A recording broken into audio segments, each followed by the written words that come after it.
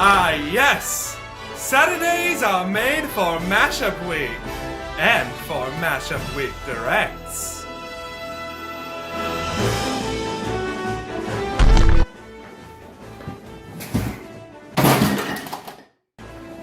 Hey everyone! Welcome to the second ever Mashup Week Megamix Direct. I'm your host, TheGuy, and I'm here with my good friend Slim Shady. Say hi, Slim Shady. Hi! Well, now you may have noticed that I'm in a new location this time around. Why, you ask? I don't know. Well, 16 characters, can you believe it? That's a whole tournament for some people. Before we go over our lucky number 16, let's look at some more information about the tournament, specifically the bracket.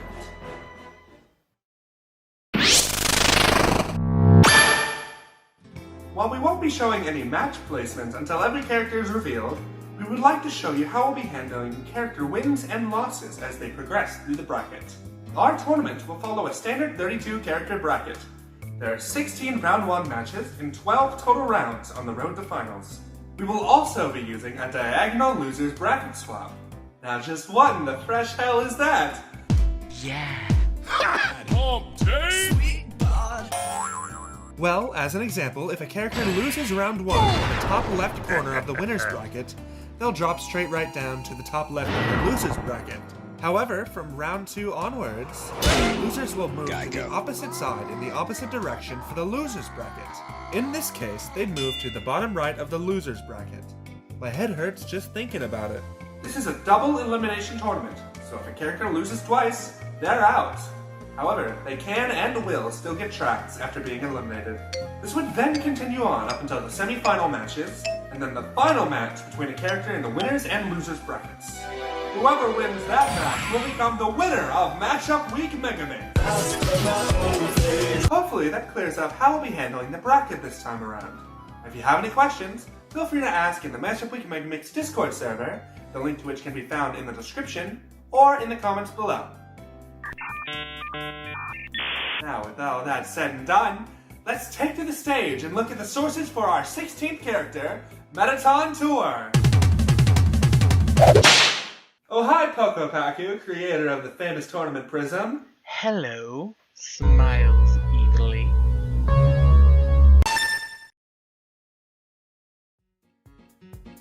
Megaton EX is ready to steal the spotlight once more. And look, he's even brought some of the Blook family along for the ride. Megaton Tour gets songs featured in Undertale and Deltarune, songs related to robots, songs related to ghosts and felines, and songs by artists in the style of glam rock. Now I'd like to pass it over to some members of our writing team who are going to go over some details about the lore of the tournament. I know y'all bitches love lore. Hey all, Rose here. You may know me as the CEO of Neil Cypher Renders, but I'm also one of the lead writers for Mashup Week Megamix. Yeah, I don't know how I did it either. With me is my boy MegaDeku, another head of the writing team and professional toad from the Super Mario Bros. Franchise. Bruh. As mentioned in Direct 1, the tournament will be taking place on Woohoo Island from Wii Sports Resort. But we never really discussed how everyone would get there. For the first round of the tournament and its accompanying lore, the contestants and their guests would be taking a cruise ship to the resort. Specifically the Daisy Cruiser. You know, the one from Mario Kart? And no, we aren't going to throw the losers off the boat or anything like that. Yet. The only thing it'll change for them is the crushing shame they'll feel. We won't be throwing their guests off either. Oh right, yeah, guests. Every contestant will have at least one guest tagging along with them throughout the tournament, from the Daisy Cruiser to Woohoo Island itself. There's even a few guests who don't have a character associated with them. Yeah, like the host of the tournament itself. We should probably introduce him. Deku? Well, this may seem obvious, but why don't we let him take it away?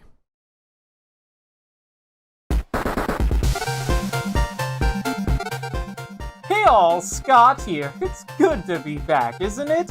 Well, as it turns out, I never left. After I won, turns out I'd been handed all the stuff used in the tournament, including the estate. Now, I can barely take care of a f***ing sim, so I had to do something with that property. I could sell it and finally complete my Donkey Kong Barrel Blast collection, but I'd like to save that trip to hell for when I die, so I had to think of something else. As it turns out, I'm contractually obligated to run another tournament, since I won that previous one. I'm not sure what happens in case I refuse, but I'm not risking another murder diagnosis. Where would I get the inspiration for something even cooler? Daisy Cruiser. Of course it'd be Daisy Cruiser. I'd be the f***ing staff ghost in that. I'm commandeering a ship, too. Now, some of you may be asking, Scott, are you even qualified to command a cruise ship? And my answer to that is, absolutely not. But, hey, I played waivers, so I think I can manage. And it's not like I have much to worry about with my co-host helping me out and... Co-host? Damn it!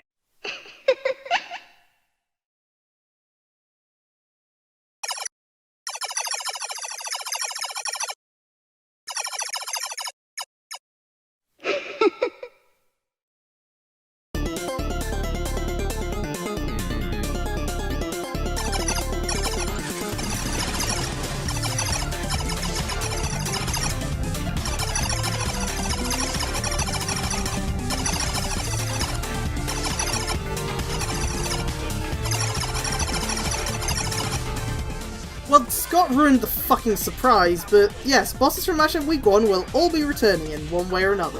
While Susie has an important role to play, she unfortunately will not be votable. Not every boss will return as a contestant, you see. But some bosses will.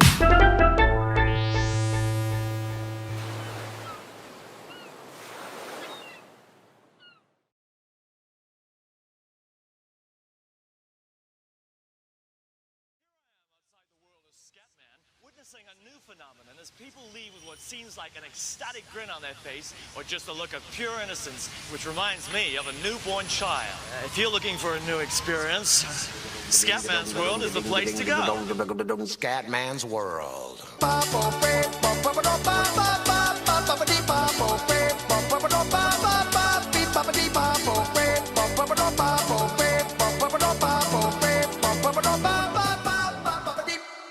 Ladies and gentlemen, this is Mambo number 5. Hey, Louie! The Happy. Is that you? Oh, I'm Scatman John. Would you like to sing a song, man? Let's go, and let them know. 1, 2,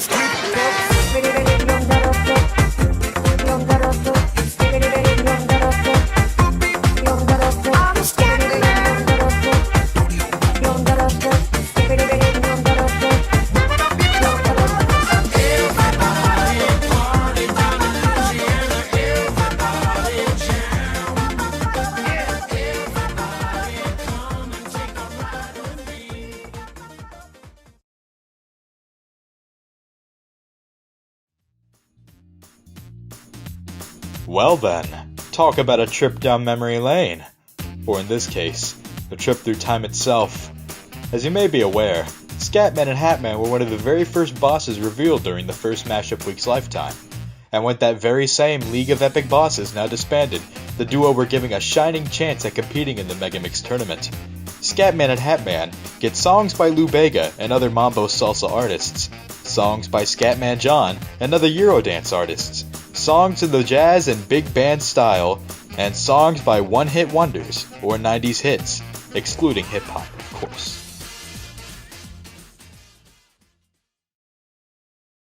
Now that's a jam I can get behind.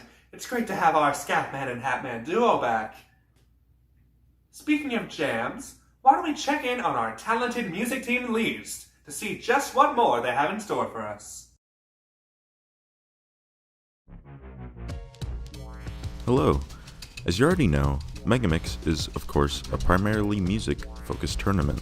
Let's take some time to talk about some information regarding the tracks created by our very talented music team.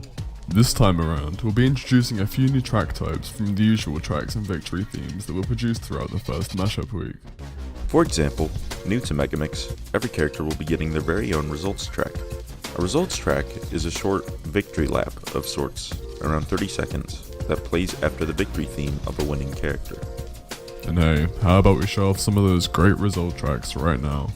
Sounds great. Here's a bit of what we have in store for you.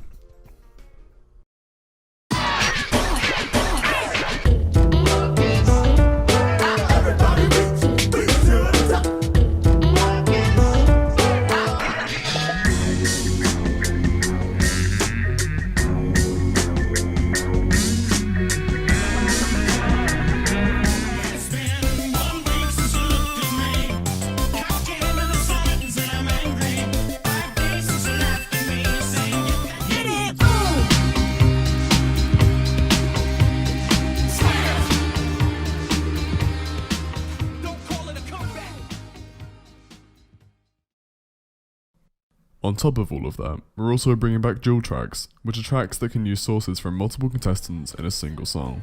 Some even go as far as 3 or more contestants, all featured at once, which we're now calling collab tracks. While we're at it, here are some examples of those duels to look forward to. I try to call you every day, I'm rehearsing what you say when the truth comes out. I've been working on a unified theory, if I make it through tonight, everybody's gonna hear it out.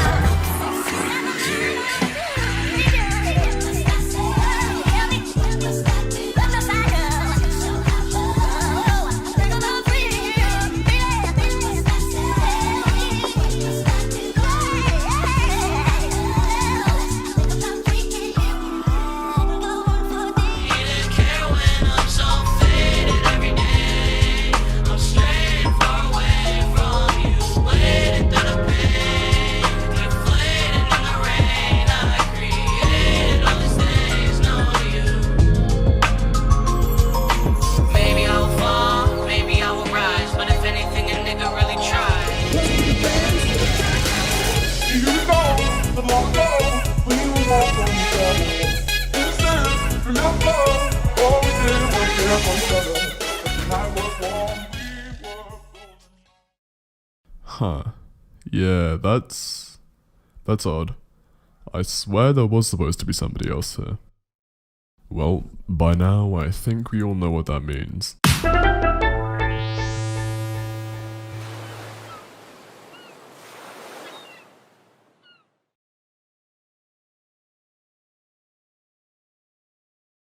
Three, two, one, go!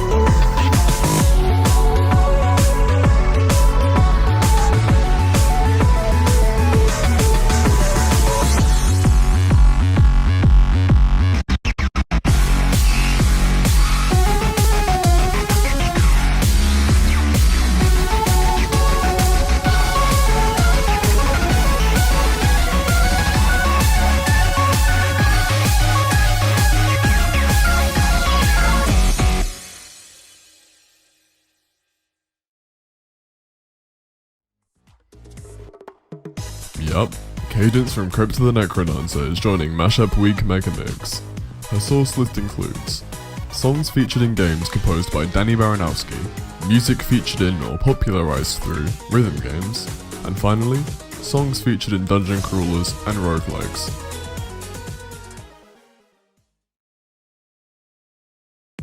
Hello, I'm EvKem. I'm Poco, from earlier. And we're art leads for Mashup Week Megamix.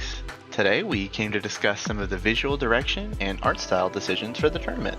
Rob and Ben were rattling off earlier about dual tracks, and you may have noticed some of that snazzy UI done by none other than our wonderful UI team. Keep in mind that our art and UI teams aren't mutually exclusive, but they are separate.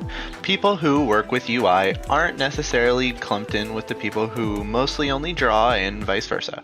You might have noticed my speed paint of Lil Darky that came out earlier this week. I had the idea of recording every single one of my portraits I've made for Megamix, and Coach followed suit. Yes, this includes a Megaton Tour speed paint that shortens a 6-hour process of me making the render from sketch to final. Be sure to check that out when it's up. Bringing us back to actual art here for a second. Here's an example of the guest portrait style, the Forgotten for the Binding of Isaac, drawn by Moi.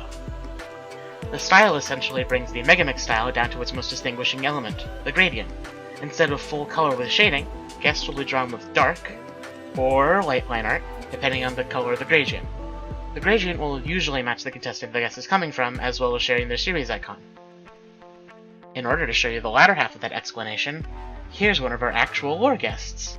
Here she is, coming along with Hat Kid on the ship is Spinel, former League of Epic Bosses member in the first Mashup Week. With her unfortunate deconfirmation, we knew she had to stay some way, and thus she's made good friends with Hat Kid. Here's your stock too. Huh? We aren't supposed to talk about stocks. Well, now we have to. Along with the guests, all of our contestants have stock icons. These feature soft palettes, colorful gradients, and bright, distinguishable faces, so their expressions can be made out even at little tiny Discord chat sizes. Oh, whoa, what's this? Who are these two for?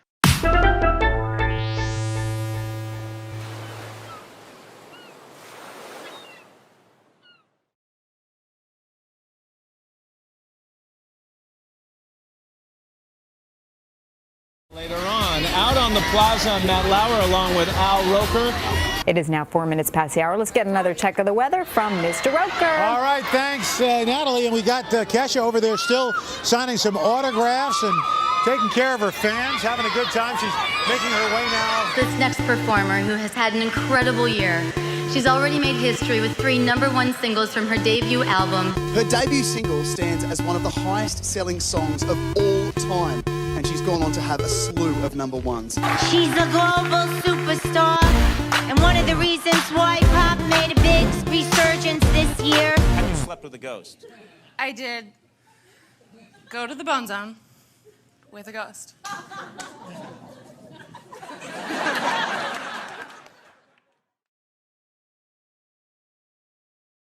Time capsule 1-1.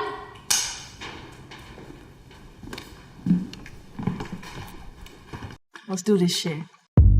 Her album is out right now. It's called When We All Fall Asleep. Where do we go? God, this is so good. Is that true? All the good girls go to hell? No, I don't know. I love you all. You guys are amazing. You deserve this just as much as I do. I'm just happy to see them thriving and kicking ass and being happy. Any women on that dream collab list? Billie Eilish. I'm the bad guy. Dance.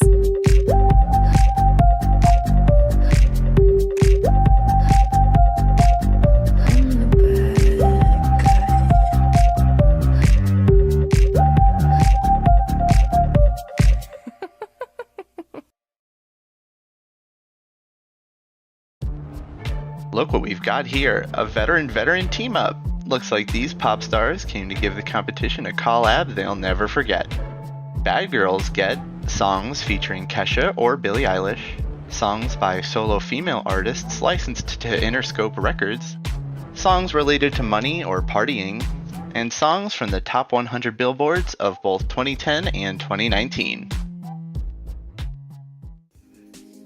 Well then, that looks like everything we have in store for you for the second Mashup Week Megamix Directs. Oh, how could I forget? We have one last reveal in store for you today. I don't remember who we picked to cap off the direct, so I guess we'll have to find out together. Hit it!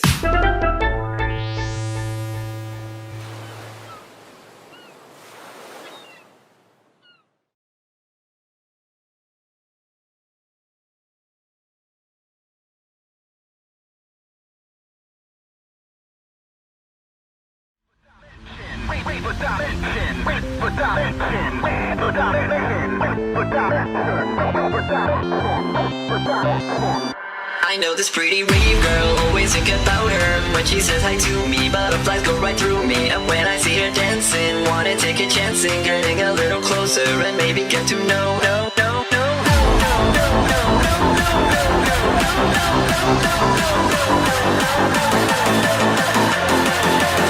Yeah, here we go.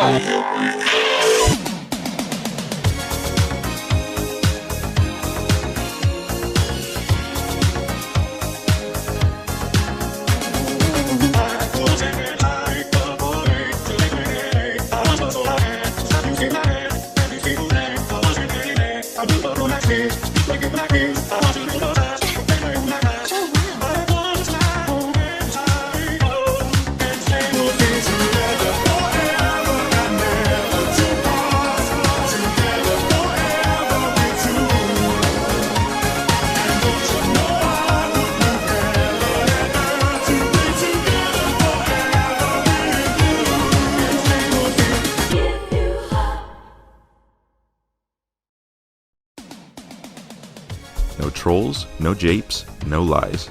Say hello to Rick Hentai. Rick Hentai gets songs by Rick Astley and other artists in the 80s new wave genre, songs by Searle and other artists in the happy hardcore genre, songs related to otaku culture or sex and sexual themes, songs related to pre-2012 internet culture or bait and switch memes. Note that this does not include iconic Siva Gunner gags and jokes, like Granddad or Snow Halation. Rick? Hentai? Are you kidding me? Why'd you put him in this direct? My mom watches these! How the hell am I gonna explain Rick Hentai? He's... The sex.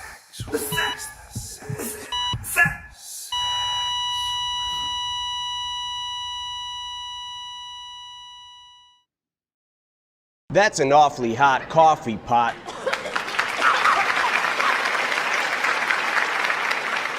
I think I'll just take it from here. Well everyone, that was the second Mashup Week Megamix Direct. We sincerely hope you enjoyed it, and hope you look forward to these exciting new developments in the future. The intro tracks for the newly revealed characters will be released from Monday to Friday at 6 PM EST. Thanks, and we'll see you next time. Stay jammin'!